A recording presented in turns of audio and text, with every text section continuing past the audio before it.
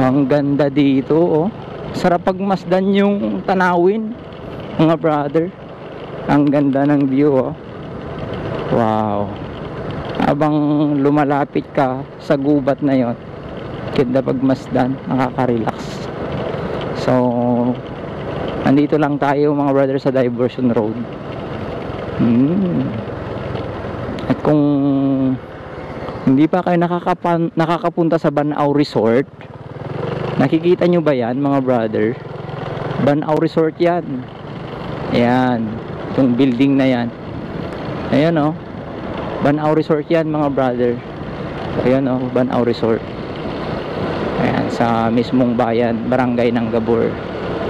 Ganda, diba? Ganda. Okay, so puntahan natin. Gusto mo? So mula dito sa Diversion Road, ayan,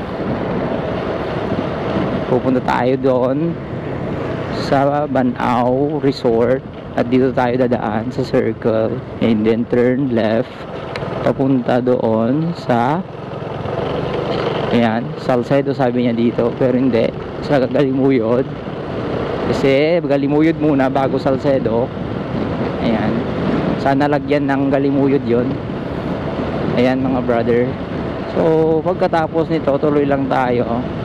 Daanan mo itong Centrum, okay? Kaya huwag kang mangamba kung wala kang gas, pwede kang dumaan dyan para maggas ka.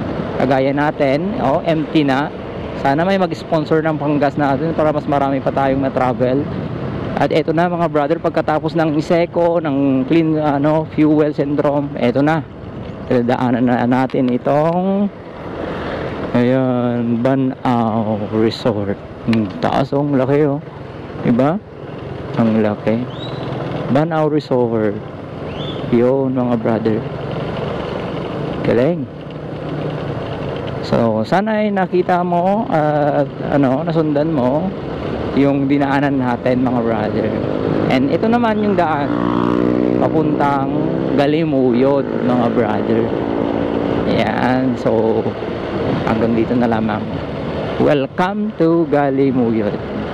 Yon, shout out Galimuyod.